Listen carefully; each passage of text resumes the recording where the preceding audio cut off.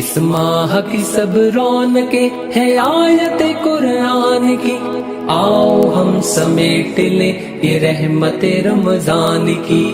بسم اللہ الرحمن الرحیم، الحمدللہ رب العالمین، والعاقبۃ للمتقین والصلاۃ والسلام علی رسول الکریم۔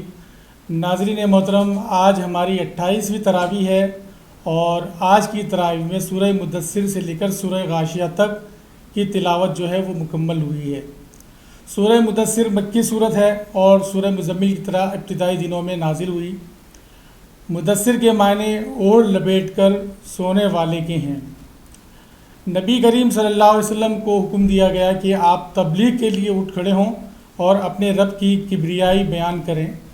یا ایھا المدثر قم فانذر وربک فکبر وثیابک فطہر والرجز فاہجر۔ نبی کریم صلی اللہ علیہ وسلم کی پیروی سے انکار کرنے والے جہنم کا ایندھن بنیں گے، اور پھر جہنم کی بعض صفات کا بھی بیان کیا گیا ہے۔ جنتیوں اور جہنمیوں کا مکالمہ ہے، اور ان سے جب پوچھا جاتا ہے تو وہ کہتے ہیں کہ جہنم میں جانے کے کیا اسباب تھے۔ وہ کہیں گے کہ لم نک من المصلین، کہ ہم نماز پڑھنے والے نہیں تھے۔ اس سوال کے جواب میں کہ جب فرشتے پوچھیں گے کہ ما سلککم فی سقر، اسی طریقے سے وہ کہیں گے ولم نک نطعم المسکین وکننا نخوض مع الخائضین وکننا نکذب بیوم الدین۔ آگے جا کے اللہ تبارک و تعالیٰ سورہ قیامہ میں ارشاد فرماتے ہیں۔ سورہ قیامہ جو ہے یہ مکی زندگی، ابتدائی زندگی کی جو ہے وہ صورت ہے، اور پہلی آیت سے اس کا نام ماخوذ ہے کہ لا اقسم بیوم القیامت۔ جب قیامت قائم ہوگی تو انسان حیران ہوگا، کہے گا این المفر، کہ کہاں بھاگ کے چلا جاؤں، لیکن وہاں نہ کوئی بھاگ سکتا ہے اور نہ تو رب کی پکڑ سے بچ سکتا ہے۔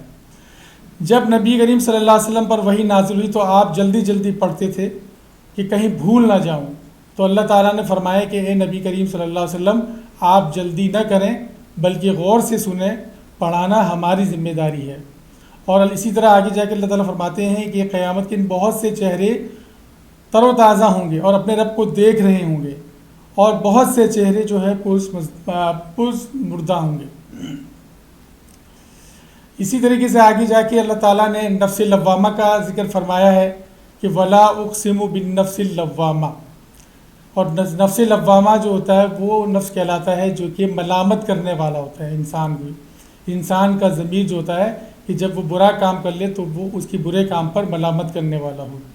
آگے جا کے اللہ تبارک و تعالیٰ سورہ دہر فرماتے ہیں، مکی صورت، اس میں قیامت کا تذکرہ ہے، اور سورہ دہر کو سورہ انسان بھی کہا جاتا ہے۔ هل اتى على الانسان حين من الدهر ولم يكن شيئا مذكورا۔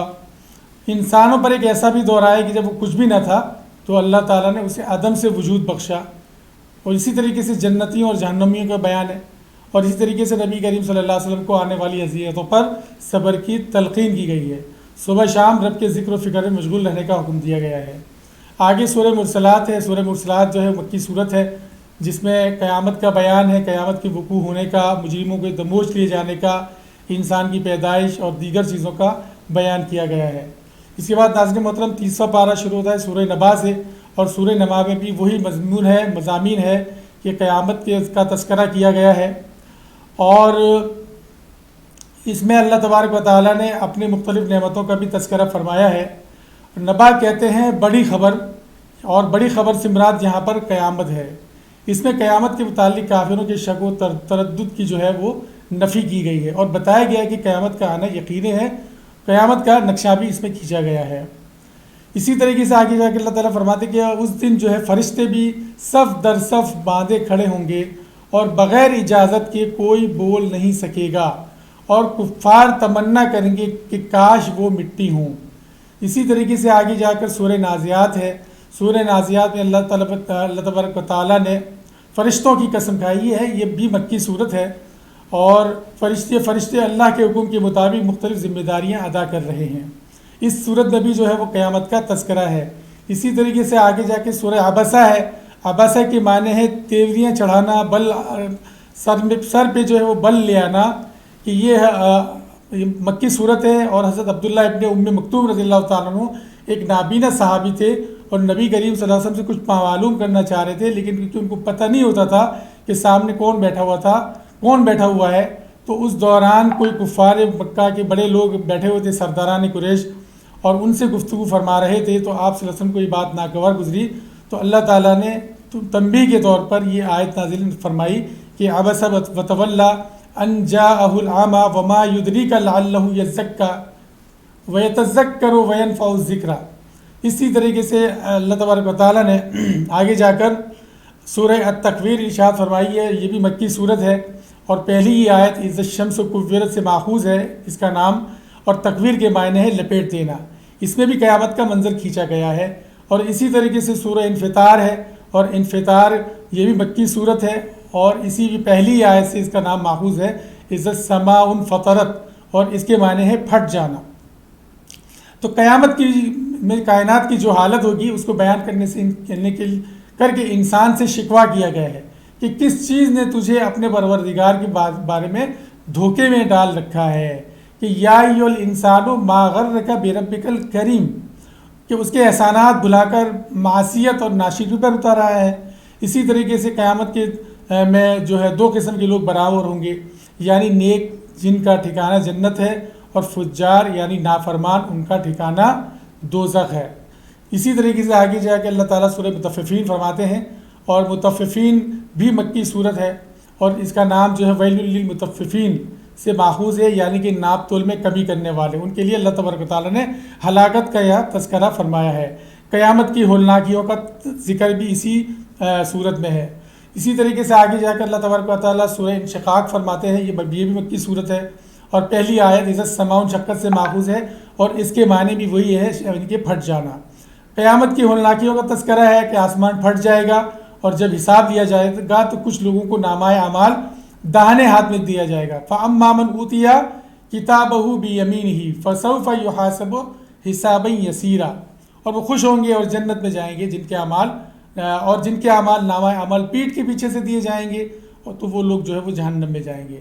اسی طریقے سے آگے جا کے اللہ تعالیٰ سورۃ البروج فرماتے ہیں، یہ مکی صورت ہے، اور والسماء ذات البروج سے ماخوذ ہے، یعنی کہ مضبوط قلعے۔ تو نجران کے جو حق پسند اور عیسائی اہل ایمان تھے، تو یہودی بادشاہ نے ان کو جو ہے آگ سے بھرے جو گھڑے ہوتے ہیں ان میں پھینکوا دیا تھا۔ تو اللہ تبارک تعالیٰ نے یہاں پر اس واقعے کا تذکرہ فرمایا ہے، قتل اصحاب الاخدود کہہ کر۔ اسی طریقے سورہ الطارق ہے، سورہ طارق جو ہے مکی صورت ہے، اور پہلی آیت والسماء والطارق سے ماخوذ ہے، اس کا جو ہے اس کے معنی ہے چمکتا ہوا تارا الطارق۔ اللہ تعالیٰ نے آسمان کی رات کو چمکنے والے ستارے کی جو ہے وہ قسم کھا کر فرمایا کہ ہر انسان پر نگہبان فرشتہ مقرر ہے، تاکہ انسان اپنی تخلیق پر غور بھی کرے، اور اللہ تبارک و تعالیٰ کے احکامات پر جو ہے وہ اس کی نصیحتوں کو یاد بھی کر کے اس کے اوپر عمل کرے۔ اسی طریقے سے اللہ تعالیٰ نے کامیابی کے 3 اصول فرمائے، تزکیہ ہے، ذکر الہی ہے، اور نماز ہے، تو جو ان کے اوپر کاربند ہوگا وہ کامیاب ہوگا۔ اسی طریقے سے آگے جا کے اللہ تعالیٰ نے سورہ غاشیہ ارشاد فرمائی ہے، مکی صورت ہے، پہلی آیت سے نام لیا گیا ہے۔ الغاشیہ کے لفظی معنی ہے چھا جانے والی آفت، اس سے مراد جو ہے وہ قیامت ہے۔ ناظرین محترم، اسی طریقے سے اللہ تبارک و تعالیٰ نے اس کے اندر بھی قیامت کی ہولناکیوں کا تذکرہ فرمایا ہے کہ یہ ہولناکیاں جو ہے مخلوق کو ڈھانپ لے گی۔ اس دن کفار کے چہرے جھلسے ہوئے ہوں گے، جبکہ مومنوں کے جو چہرے ہوں گے وہ تر و تازہ ہوں گے۔ تو یہ آج کی 28ویں تراویح کا مختصر خلاصہ تھا، اس میں صورتیں زیادہ تھیں تو اس کی تھوڑی سی تفصیل بھی جو ہے وہ زیادہ ہو گئی۔ دعا ہے کہ اللہ تبارک و تعالی ہمیں اس کے اوپر عمل کرنے کی قوت اور توفیق عطا فرمائے۔ وآخر دعوانا الحمدللہ رب العالمین۔ چمک اٹھا ہے یہ جہاں ہے عصمت رحمان کی، آؤ ہم سمیٹ لیں یہ رحمت رمضان کی۔